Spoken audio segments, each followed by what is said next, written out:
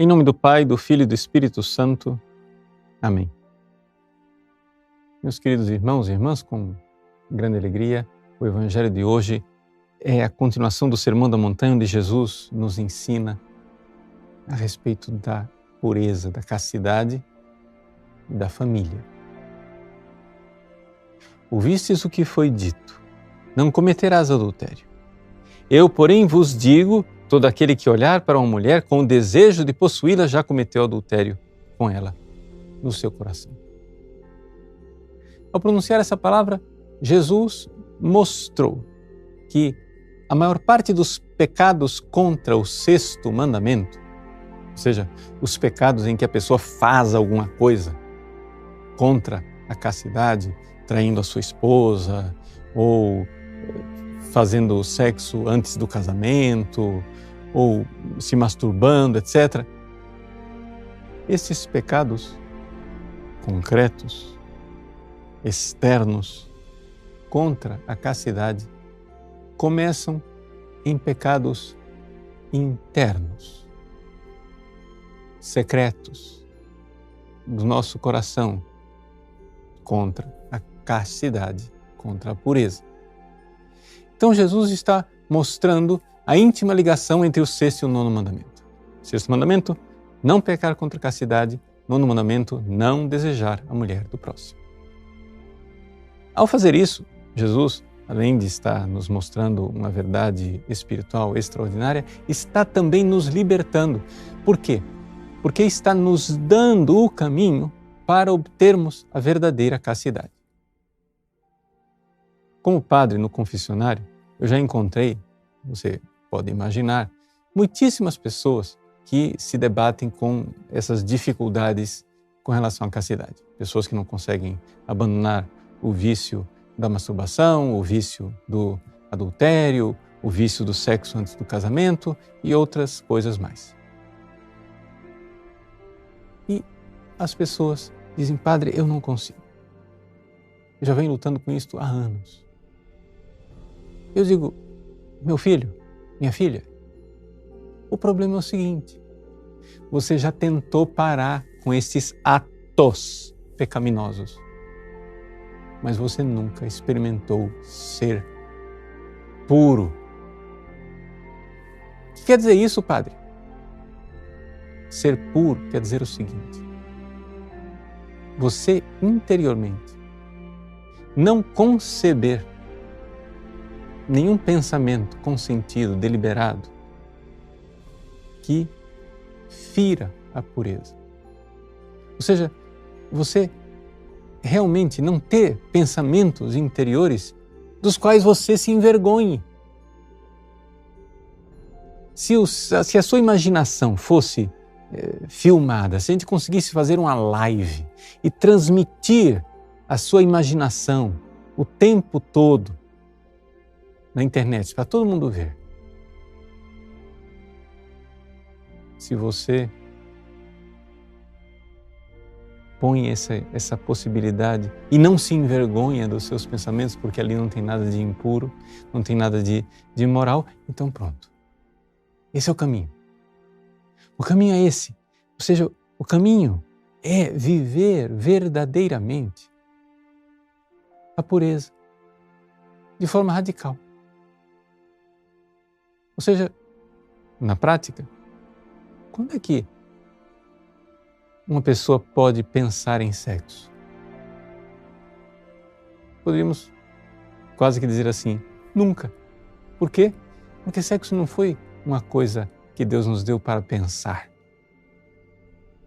Sexo é algo que Deus nos deu para fazer dentro do santo matrimônio, onde o esposo e a esposa, abertos à vida, estão lá cumprindo a sua missão. Então, Jesus, ao dizer que quem olha para uma mulher e a deseja no seu coração, ao dizer isso, ele está nos ensinando uma coisa espiritualmente verdadeira. É no nono mandamento que começam os pecados, geralmente começam os pecados do sexto. E nós vivendo a pureza, vivendo, não fazendo pensamentos e não consentindo neles, estamos no caminho correto. Aí você vai chegar e dizer assim, mas padre, é isso aí que você está propondo, é impossível. Não, não é impossível. É que a maior parte das pessoas nunca prestou atenção nos pensamentos, porque nunca tentou eliminá-los. Por quê? Porque a nossa cultura colocou na nossa cabeça a loucura de que é impossível não pensar nessas coisas. Mas é possível sim. Veja, deixa eu explicar de forma mais prática. O principal órgão sexual que nós temos é o nosso cérebro. E aqui que está o segredo da coisa. Antes de a pessoa ter movimentos de alteração física, se preparando para o sexo, geralmente ela teve uma alteração aqui, no cérebro. Quando, vamos pegar a frase de Jesus, um homem olha para uma mulher e ele olha desejando-a no seu coração, o que quer dizer o seguinte, você vê a mulher e não somente diz, nossa, ela é bonita, de uma forma geral. Não, você vê e você começa a pensar naquela mulher como objeto de prazer sexual. E uma vez que você se dá conta de que você está pensando naquela mulher como objeto de desejo sexual, você consente. Você diz, eu quero pensar, é isso mesmo. Que coisa boa. Você, ao fazer isso, você está alterando o seu cérebro. Você está fazendo com que o seu cérebro se prepare para o ato sexual. Depois que você fez, imprudentemente, malucamente, isso daí, meu irmãozinho, para você segurar a onda e não querer continuar o processo e chegar até o ato sexual, a consumação, de fato, vai ser uma tortura. Vai ser uma guerra difícil. Por quê? Porque você já iniciou. Ou seja, o início do pecado contra o sexto já é concebido no pecado contra o nono. Vamos usar uma linguagem mais física, biológica para você entender. Quando as coisas começam a ser alteradas da cintura para baixo, é porque, na maior parte dos casos, já foi alterada do pescoço para cima. É no cérebro que tudo começa. Então, se você andou cometendo pecados, seja contra o sexto, seja contra o nono mandamento, saiba, é sempre matéria grave. Você precisa se confessar a respeito disso. Procure um confessor. E saiba, para se manter nesse firme propósito de não pecar mais contra o sexto e contra o nono, você precisa fazer de tudo para evitar a primeira alteração cerebral.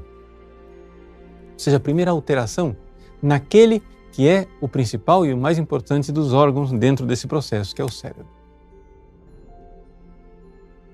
Jesus, quando diz que o homem que olha para a mulher no seu coração já cometeu adultério, ele não está nos esmagando com uma lei mais difícil de cumprir. O Antigo Testamento dizia, não cometer adultério, mas eu vou esmagar vocês com exigência maior. Nem sequer pense no adultério. Não, Jesus não está nos esmagando. Ele é bom, ele é libertador, é bondoso. Ele está nos libertando, dizendo, se nós não queremos cometer o adultério e não queremos, então comece a matar o mal pela raiz. Porque é destes pequenos ovos que saem as grandes serpentes. É nos pensamentos impuros que o homem concebe as maiores vilezas e pecados contra a castidade. Deus abençoe você. Em nome do Pai, e do Filho e do Espírito Santo. Amém.